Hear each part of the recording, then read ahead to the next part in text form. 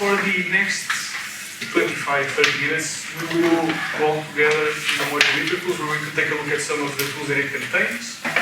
And we say in Portuguese something like, the only people missing are the ones that are here, or like the only people that matter are the ones that are here, so let's not wait for them, that's not going to happen, that makes no sense. So let's actually start at the beginning. Why would you care about the module itertools? Why am I talking about it? Why bother? And the answer is very simple. Take a look at these two snippets of code. Range of 10 and range of a gazillion. And now the question for you is, which of these is going to run faster? Is there a significant difference in the runtime of these two snippets of code? There is no significant difference. And why isn't there a significant difference in the runtime of these two snippets of code? Because the built-in range is lazy. It generates elements on demand. When you create a range, you don't get all of those elements. They're not there in some way, sort of form, or this is a philosophical discussion maybe, but they're not there yet. Range knows how to compute those things, but they haven't been computed. And this is in opposition to something like a list, where you have all of the elements inside the list already. They're either there or they're not. And if they're there, you had to put them somehow in the list. And if they're not there, they're not there. And this idea of laziness, of computing things on demand, is a very key, it's a key idea in Python, something you want to learn how to use. It's something you want to leverage as much as possible, and the module itertools lets you do that. So throughout this talk, I'm going to use the word iterable a lot, and an iterable is just something you can go through in a for loop. So a list is an iterable. You can write for element in my list. A string is an iterable. You can write for character in my string. A set is an iterable. A dictionary is an iterable. A range is an iterable. What other iterables can you think of? A text, sorry? A readable text file is an iterable. You can go through the lines. Anyone else care to? Strings, I said those already. Zip and enumerate, the two built-ins. Have you heard of these two built-ins? Those are iterables as well. You can go through them. So when I say iterable, think of these things that have a start, and you can go in one direction through that thing, through that iterable. And iterables are awesome because for loops are awesome. But even better than an iterable is a lazy iterable. Because if your iterable is lazy, it means that you don't spend time or effort doing computations until you need them. And that's great because if it turns out you didn't really need the values, you saved all of the time of computing them because in the end, you just did not require the values. And if you create a list with everything beforehand, say you want to look for a line in a file. You want to look for a specific line in a file. If you open the file and you read the whole file, you're loading the full contents of the file into memory. And then you look into the file and it turns out the line you were looking for is at the top. Why did you load the whole file into memory? You didn't need to do that. So you can just go through the file looking line by line, accessing the lines as you go. And if it turns out that the line you cared about was at the top and you were looking at a 1 terabyte file, you just saved 1 terabyte of moving memory, moving data around. So this idea of laziness, again, I'll say it again, it's a key idea that you'll want to use as much as possible with these tools from the module itertools, with generators. If you haven't heard about generators, go read about them. These are the things I want you to care about. And I want you to be excited about them. And as I kind of hinted at, itertools loves iterables. Itertools is awesome. It provides awesome tools, hence itertools. It provides tools to work with iterables, hence iter. Yeah, it's in the name. Yeah, okay. I like to point out the obvious. So itertools has 20 names you can import, and I'm going to show you those names. Now, there's a small disclaimer. I'm going to show you the 20 names. You're not supposed to look at them, read them, and memorize them. That's not the point of the talk. The point of the talk is not that you... Yeah, it's not that you memorize the 20 iterables. I don't want you to recite them from memory. I want to expose you to those ideas so that in the future, when you see a for loop, you go like, oh, wait, what's the... Rodrigo showed me something that was relevant here. And you don't remember the name of the thing, but that's fine, just open the documentation. What's important is the click, the moment, oh, wait. So that's what I'm doing. I want to expose you to these 20 names so that later on, you go, oh, wait, let me look this up. So these are the 20 names. And this is kind of a mess, but also I aligned the names and they're sorted alphabetically. So you're welcome. And this is decent, but I think there's a way to rearrange. Has the mouse pointer been there the whole time? That's not okay. You like it? Should I leave it there?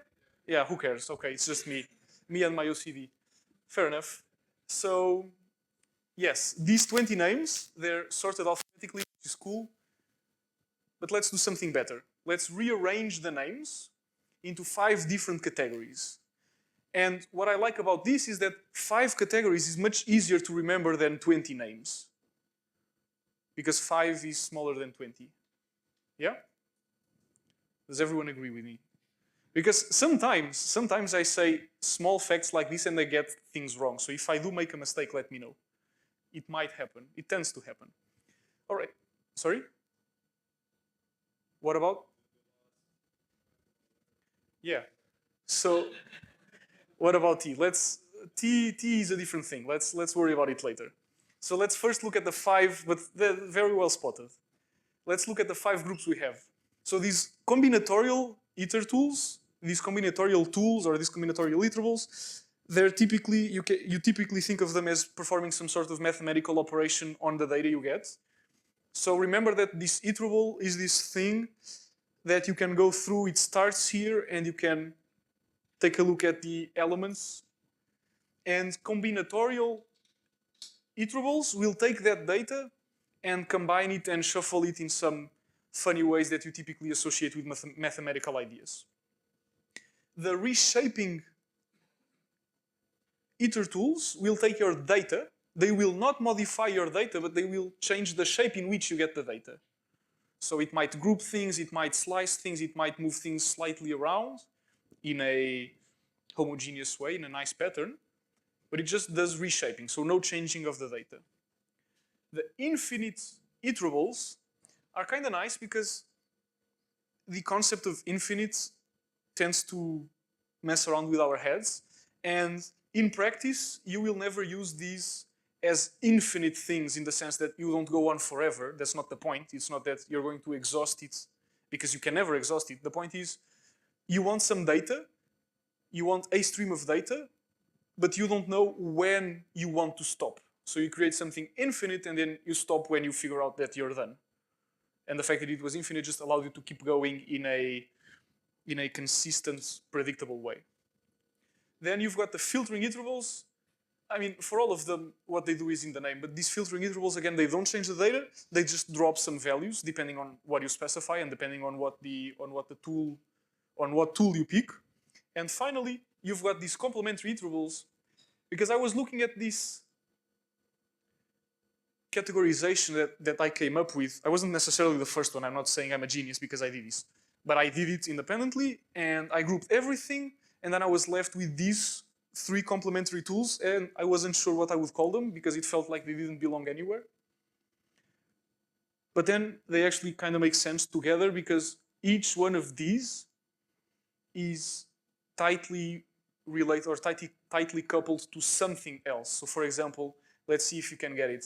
What's zip longest related to? Zip. You're very attentive, Tiago. Now, not you, not Tiago. What's star map related to? What's the built-in map. Exactly, and then accumulate is not so obvious, so let's skip it. But yes, that's the point. I mean, it's still fairly neat. It's just not so obvious for you to guess the answer if you don't know it yet. All right, so then let's go back at the beginning. Let's take a look at a couple of these tools and how they work. Again, I'm not going to go through all of them because there's 20 names on the screen. I don't have time for that. Or rather, if I went through all of them, you wouldn't have time to even understand what I was saying. So I'll skip some. I'll just show some of the ones I use the most. So I think they tend to be fairly useful. And then you can look up the others by yourself. So now let's take a look at combinations. Say you have 3 flavors of ice cream. So this is a very important real-life problem. You have chocolate ice cream, you have vanilla ice cream, and you have strawberry ice cream. And you want to have 2 scoops of ice cream. How many different desserts can you have? And that's what combinations answers. If you have chocolate, vanilla, and strawberry, you can have chocolate with vanilla, you can have chocolate with strawberry, or vanilla with strawberry, right? There's 3 combinations. And now I'm using the English word for combinations, but that's exactly what combinations from the module itertools does. It takes your data and it combines values to create these unique pairings or these unique pairings in this case, because I set it to 2, you can increase the number there. These unique triples or anything else. Does this make sense? Brilliant. And then let's talk about products. I like product because even though it's kind of based in maths, or even though the name comes from mathematics, you can use this outside of maths. That's why I'm bothering you with these 2, with combinations and with products. Say, again, very important problem about ice cream and desserts. Say you want to have ice cream for dessert. And I don't know, maybe you want 2 or 3 scoops, you're not sure yet, and you're debating whether you want it on a cone or a cup. How many different orders can you place for an ice cream? And that's exactly what product does. Product will go through your possible number of scoops and the possible containers for your ice cream, and it will combine all of them together to produce all of your different orders. 2 cups on a cone, 2 cups on a cone. 2 scoops on a cone, 2 scoops on a cup, 3 scoops on a cone, and 3 scoops on the thing I didn't mention yet. I got lost.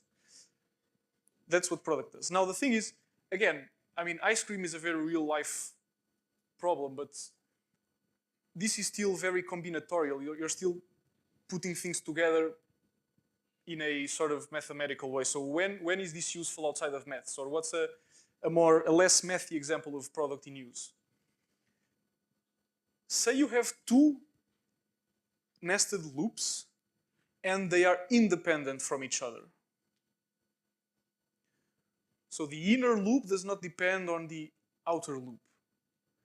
Well, this is by definition a product of the 2 iterables. So you can replace the nested loops with a product. And you might fight me on this. Why would you? Why would you replace the 2 nested loops with a product?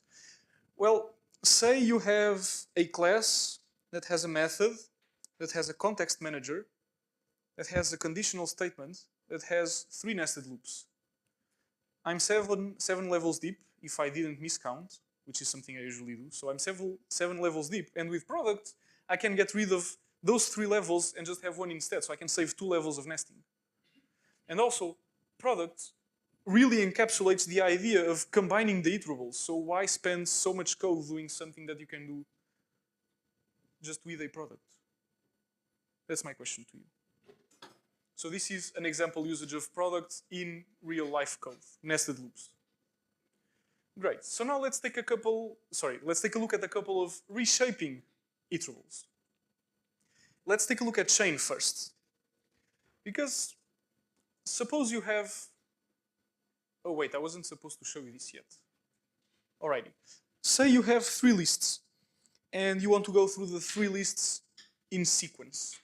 One thing you can do is you can sum them together to create a larger list. But when you do that, you're spending time to create the larger list and you're also moving stuff around because the data that was in the first list and in the second list, and in the third list, must also show up in the final list. And the point of what you want to do is to go through the lists. It's not like you're interested in the actual final list. That's just a means to an end. So the time you spend creating the list is kind of wasted time.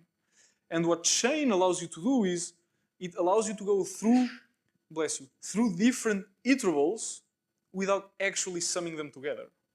So for the case of lists, you get to save the addition, but there's other iterables that you can even sum together, so chain is the only option. Either that or loops next to each other or after one another. Like 3 files, if you want to go through 3 files in a row, you cannot add them. Please don't read them, concatenate them, write them to a final file and then read the final file. Don't do that, just use chain and go through them in sequence. And chain is cool because sometimes you have your iterables you want to go through in separate places, maybe separate variables, but other times they will live, right, that was the output, apologies. Sometimes they live inside an iterable. So you have like a list of lists and you want to go through all of the inner lists, then you can use chain.from iterable because the things you want to go through, they're already stored in a neat list, a neat tuple, a neat something. Does that make some sense? All right. So then, let's move on to pairwise. I like this one. I think it was added in 3.12, was it? Or 3.10, I don't know. It's fairly recent. And pairwise replaces a pattern that I saw fairly often and that I used fairly often. Have you ever seen the pattern where you do a zip of a list that you slice both at the beginning and at the end? Have you seen it? Can I get a show of hands if you've used this or seen this? Not too many hands, but some. What this pattern is doing is creating pairs of adjacent elements. So if you have a list with the strings hello from Lisbon, you get hello from and then from Lisbon. So you're getting the adjacent pairs. And instead of zipping the slices, so you get the hello from Lisbon, instead of zipping the slices, you can use pairwise directly. And why is this neat? Because you don't have to slice, which is faster because slicing creates copies. So you don't have to slice. You're saving the time of not slicing. And again, there's stuff you can't slice. You can't slice a file, and you might want to pair lines together, I don't know, to do some diff or something weird. So you can use pairwise for that. So those were 2 reshaping iterables. So now let's take a look at maybe my favorite category. I don't know, the infinite ones, because these are nice. These are neat. Let's talk about count. I need a volunteer for a I promise it's going to be very easy, very simple interaction. Can I get a volunteer? Do I need to volunteer someone by name? Thank you very much. No, you don't know, it's fine, okay. I'm assuming you know how to count. Okay, so, sorry? I also hope you do, otherwise you're gonna mess my presentation. So we'll do the following. What's your name? Sorry? Zora? Zora. Zora. Ran, with like with an N at the end. Zoran. Zeron. Zoran. Zoran? Okay, Zoran, thank you, and sorry. So you're gonna count, but the thing is, you only give me a number when I ask for it, all right? Is it okay? All right. Zoran, can I get the first number? Can you start at 0? All right, 0. All right. Can I get the next one? Can I get the next one? The next one. Yeah, all right. Is anyone surprised by this? Are you surprised that Zoran can count to 2 like this? You're not surprised, right? Sorry? It makes sense, right? And notice how I didn't tell Zoran when or how far we would go. I mean, in fact, I can just ask for another number. Can you give me the next one? 3. Thank you. So I didn't tell Zoran how far we would go, and yet Zoran was able to count to 3. And if I ask for the next number, I'll get a 4 and then a 5. That's the idea of count. Count just generates integers. The thing is, it only generates the integers when you ask for them. A silly example, you can use count for an ID generator or a counter, really. So if you have a pastel de nata class that you keep track of like how many instances you created already. You can use a counter for that, or a count. And then when you instantiate your pastéis de nata, you get successive IDs. How far can count go? How far do you need it to go? So it's kind of a range, but without stop. And the without stopping is the important part, because if you were to use range for this, I mean, you could say, I mean, no one in their right mind will eat 10 million pastéis de nata, so maybe a range of 10 million would be enough. But then, if you get to 10 million, then it stops working because you're done. And count never ends, it just goes on forever. Thank you for your help, Zoran. Yeah? Perfect. Thank you.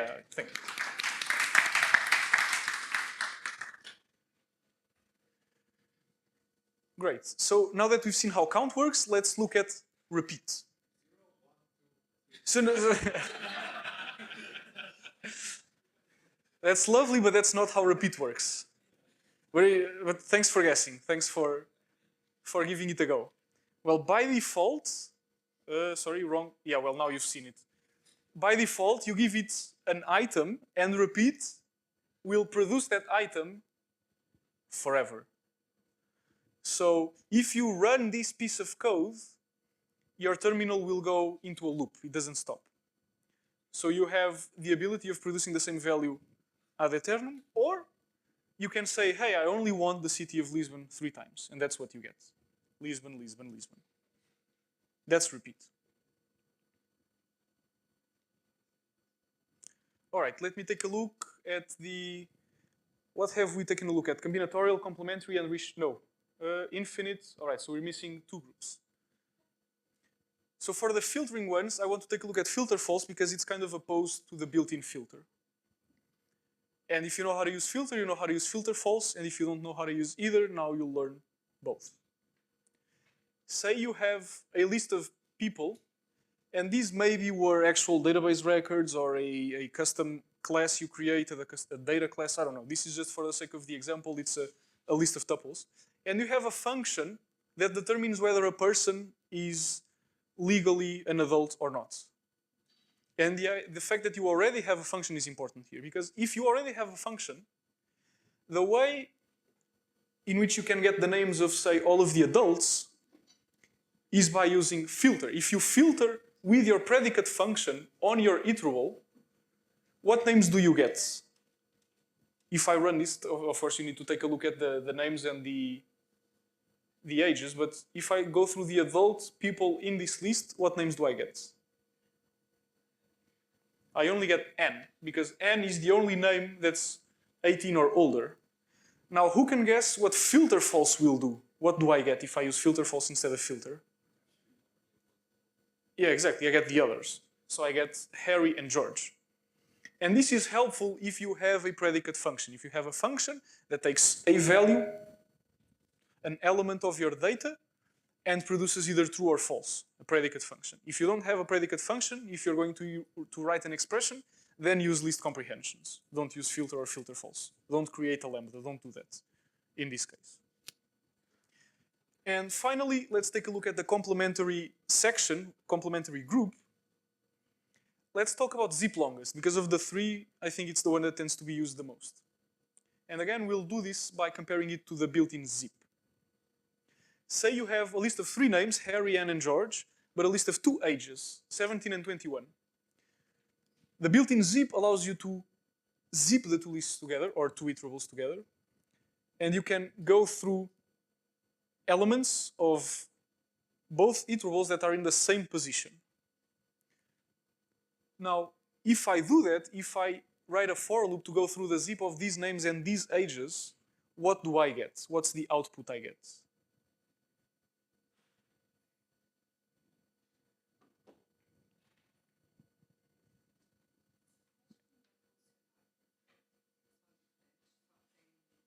Okay, so I have a guess here. So I have a guess that says I get an error because they're not the same length. So that's a good guess, but that's not what happens. What you get is, you stop at the shortest. So this works, you stop at the shortest. Now, because that's a very common use case, in many cases, you're supposed to have iterables of the same length in, I think, 312. They added a keyword to the built-in zip. You set strict equals true, and it will error if they don't have the same length, precisely because in most cases you expect them, you need them to have the same length. All right, but it does stop at the shortest one. Because sometimes that's not what you want, you have zip longest that stops at the longest one. Thank you. Exactly. So you get Harry and then George with a none for the age. Now the thing is, the none is not necessarily the most helpful value, so you can specify a fill value and then you get something else.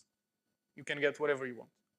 Now what's neat about zip and zip longest is that you can do this with 2 or more iterables. It doesn't have to be 2. It can be 3, 4, 5, however many you want. Yeah? Great. So then we've taken a look at the 5 categories. Of course, like I said, we skipped some. And now we're left with T in the corner, like someone asked. So what about T? Well, T isn't an iterable. That's why it's not categorized with the rest. It works with iterables. It lets you do something fancy with them. So there's T. But maybe let's cover it next year, because it's not trivial to explain. I mean, actually it's trivial to explain, it's a sentence. But it's not trivial to understand, and it does weird things with iterables, so it could be like a talk on its own. So we'll leave it for later. If you want, you can come and find me and we can talk about T.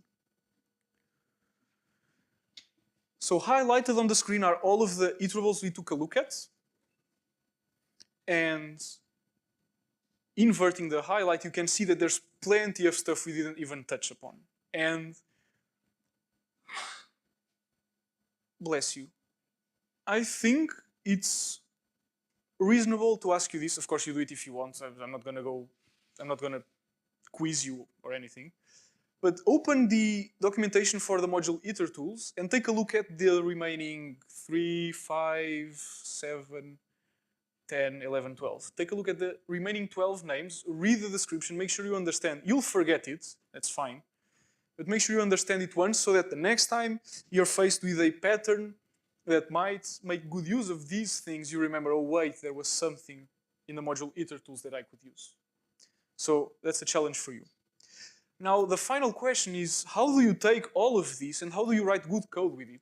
Like what's good code, what's bad code, what's a good usage of one of these tools, what's bad usage?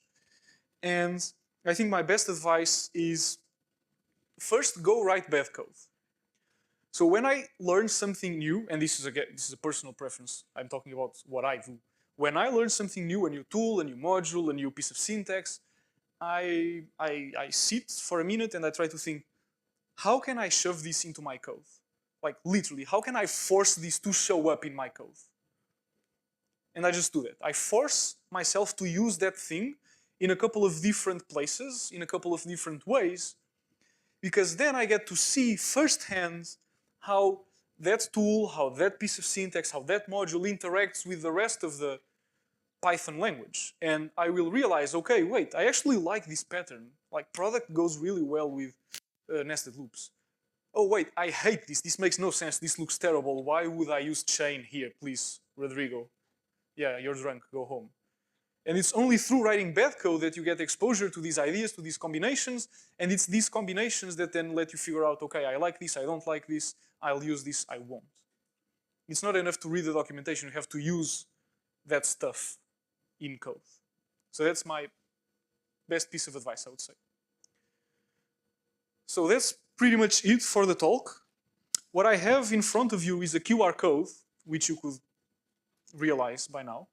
And the QR code will take you to a short form where I ask for some short feedback on this talk. Because I'm not sure if you realize, but I wasn't supposed to be presenting.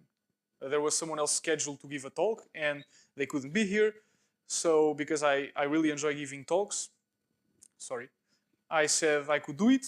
And to make it less painful for the folks that listen to me the next time, I'll ask you to fill the short form because you can give me feedback, you can tell me what went well and what went wrong. And once you submit it, you also get a link to an article that contains example usages of all 20 names in the module itertools. Now, someone once very someone was very mad. They filled the feedback form to say they were mad that the link to the article was behind the form. The link is on my blog, and if you ask for it or if you look at the screen, you can figure out what my domain is. So you don't need to fill the form, but I would appreciate it if you do. That's it from me, folks. Thank you.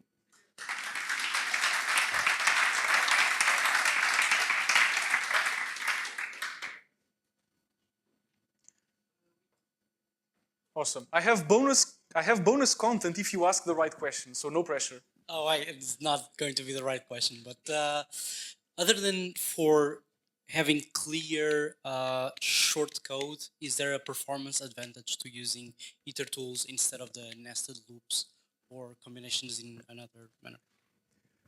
I'll give you an answer that is technically correct and also completely unhelpful.